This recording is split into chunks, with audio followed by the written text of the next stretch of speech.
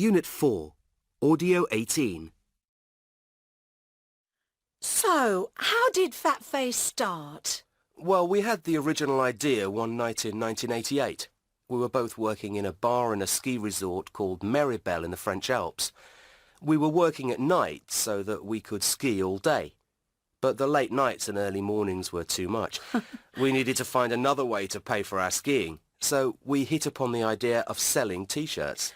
I suppose you didn't think of doing any market research at the time. No, we just ordered 100 T-shirts and were incredibly surprised at how quickly we managed to sell them. Who designed the T-shirts then? We did.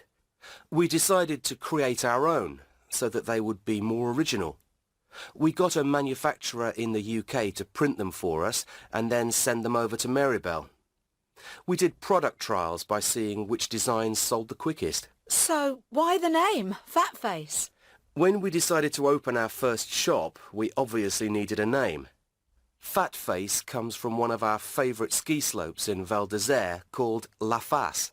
How would you describe your clothing? Practical and stylish at the same time. People associate our brand with an active outdoor lifestyle. At the same time, the designs are interesting and attractive.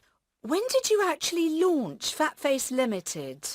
The shop opened in 1993 and sales were quite slow to start with, but they soon got better, especially at the beginning of the year 2000. Sales are now extremely good, so we've come a long way since our skiing days in Meribel.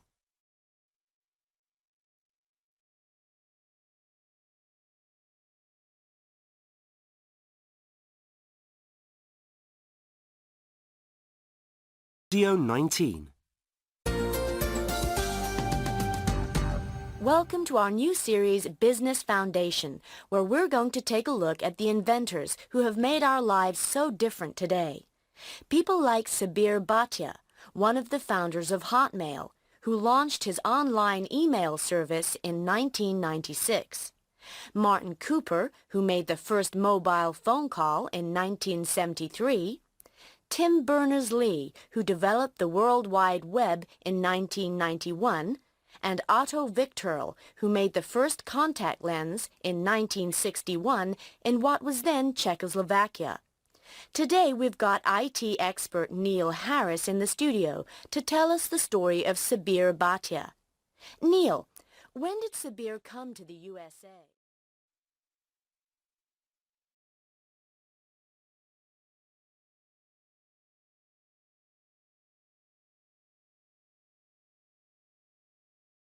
Video 20. Neil, when did Sabir come to the USA? Well, Sabir arrived in the USA in 1988 when he got a place to study electrical engineering at Caltech, the California Institute of Technology. After that, he went on to do a master's degree at Stanford University. What did he do then? Well, he didn't finish his doctorate at Stanford because he decided to take up a job offer with Apple. Here, he met Jack Smith, and later the two of them joined a startup company called Firepower Systems, Inc.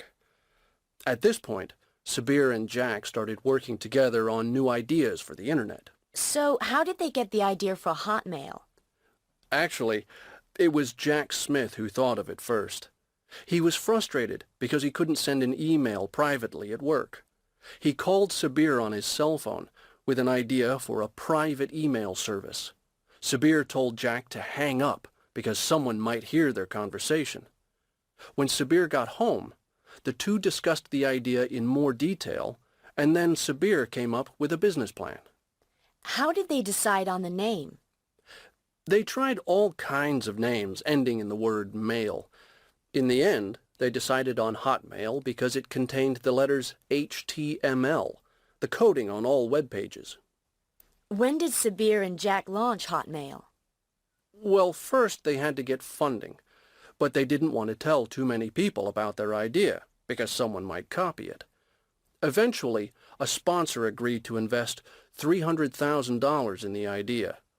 Sabir and Jack launched Hotmail on July 4th, 1996. Independence Day, and in less than 6 months, they had 1 million users. What about the offer from Microsoft? Well, Microsoft soon realized how well Hotmail was doing, and in the autumn of 1997, they made their first offer for the company. It took them 2 months to negotiate an agreement with Sabir, who finally sold Hotmail on December 30th for around $400 million. It was agreed that Sabir would continue as CEO of Hotmail, but he only stayed for about a year. Why did he leave Microsoft? Nobody knows. But he's still busy in the world of IT. He has great plans for his home country. He wants to develop a similar location to Silicon Valley in India. Let's hope he makes it then. Neil Harris, thank you for joining us.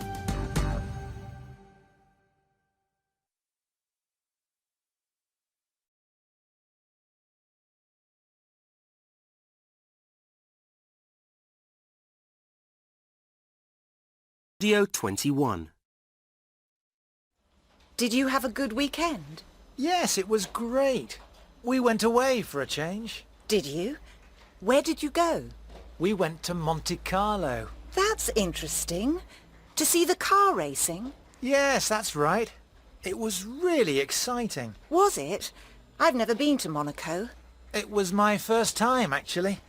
I really enjoyed it. And the weather was fantastic. Oh, really? It rained here all weekend. I think you went to the right place.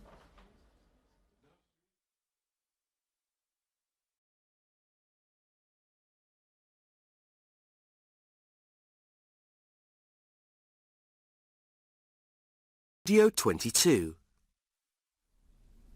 I'm here to report on our experiment with pod pads at the Summer House Festival last month.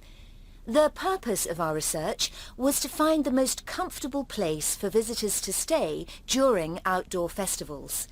We wanted to find out which accommodation would keep people dry in bad weather. Why did we choose pod pads? Because they are much stronger than tents. The makers also have an installation team who put up the pod pads before the event and take them down again afterwards. First, we contacted podpads.com and ordered 50 pod pads for the Summer House Festival. Then, on our website, we offered free accommodation to 50 visitors if they took part in our research. We spoke to our pod pad residents after one night and then again after a second night. All of them said they would consider hiring a pod pad at the next festival they went to, depending on the price. Finally, we visited the farmers who let us use their land. We asked them for their opinion of the company. They commented on the efficiency of the team who put up the pod pads and then took them down as soon as the festival was over. I think we can say that the pod pads were a huge success. We found that they were popular with both visitors and farmers, and more importantly, they will protect the people using them from bad weather.